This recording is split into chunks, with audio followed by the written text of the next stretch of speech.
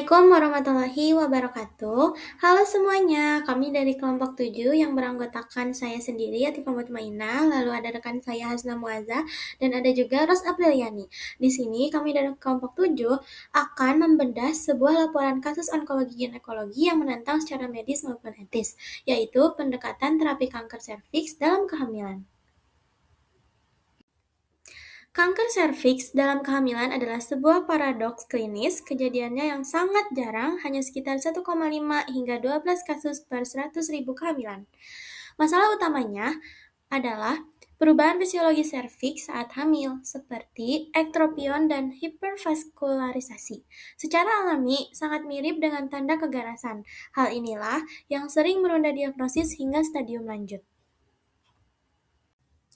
Mari masuk ke kasus. Pasien kita adalah Nyonya X, berumur 29 tahun, G3P2, hamil 10 minggu.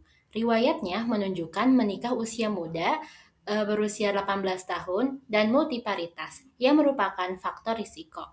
Gejala dimulai dengan perdarahan intermittent dan keputihan bercampur darah sejak bulan pertama kehamilan. Poin edukasi penting di sini adalah jangan terjebak ilusi klinis.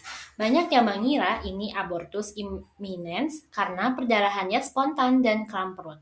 Namun, pada keganasan serviks, perdarahan bersifat contact bleeding pasca sentuhan dan keputihannya berbau busuk karena jaringan nekrotik. Nyonya X awalnya mengasumsikan gejalanya hanya gangguan kehamilan biasa.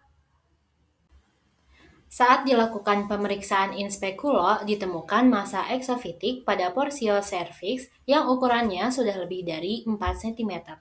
Jaringannya sangat rapuh dan mudah berdarah saat disentuh. Namun, pada pemeriksaan vaginal toucher, parametrium masih teraba lemas, artinya belum ada invasi ke dinding panggul. Hasil USG mengonfirmasi janin tunggal hidup berdampingan dengan massa padat di serviks. Hasil biopsi menunjukkan jenis adenokarsinoma serviks dengan diferensiasi buruk. Tipe sel kelenjar ini jauh lebih agresif dan sulit dideteksi lewat pap smear rutin dibandingkan tipe sel squamosa.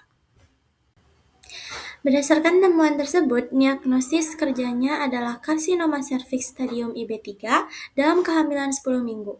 Angka 3 menandakan massa tumor yang masif atau lebih dari 4 cm, namun masih terbatas pada area rahim dan serviks.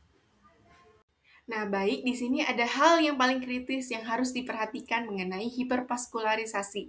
Nah, jadi kehamilan meningkatkan aliran darah ke organ panggul secara ekstrim. Ini tidak mempercepat mutasi kanker secara langsung, tapi membuat jaringan tumor yang sudah rapuh menjadi sangat mudah berdarah hebat, yang meningkatkan resiko drastis saat pembedahan. Nah, baik. Nah, baik, selanjutnya itu ada keputusan terapi mengikuti INSIP Guidelines. Jadi karena usia kehamilan Nyonya X baru 10 minggu atau di bawah 22 minggu, nah maka pilihannya adalah terminasi segera untuk memulai pengobatan definitif. Jika diagnosis dilakukan di atas 22 minggu, kita bisa mempertimbangkan penundaan hingga janin viabel. Baik, di sini ada penata laksanaan. Jadi tindakan utama yang diambil adalah histerektomi radikal, ditambah limfadenektomi pelvik bilateral. Karena masih trimester pertama, prosedur dilakukan dengan teknik fetus in situ, di mana janin tetap berada di dalam rahim saat diangkat. Nah, jadi di sini ada hasil evaluasinya. Jadi hasil evaluasi pasca bedah menunjukkan margin bedah bersih dan 22 kelenjar getah bening negatif kanker, ini kabar baik. Namun, ditemukan LVSI atau lymphovascular space invasion positif. Artinya, sel kanker sudah mulai memasuki pembuluh darah mikro.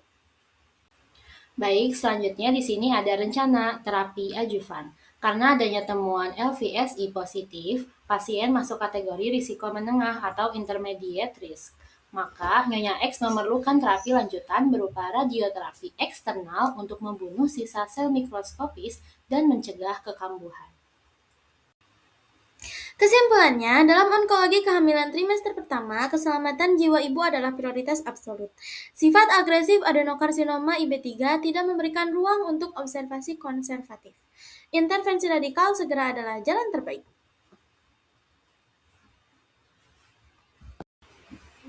Sebagai penutup, ada 3 pelajaran klinis. Yang pertama, diagnostik. Jangan abaikan pemeriksaan inspekulo pada pendarahan saat hamil. Yang kedua, manajemen. Penanganan harus bersifat multidisiplin. Dan yang terakhir adalah pencegahan. Screening prakonsepsi seperti IVA atau pap smear adalah pertahanan terbaik.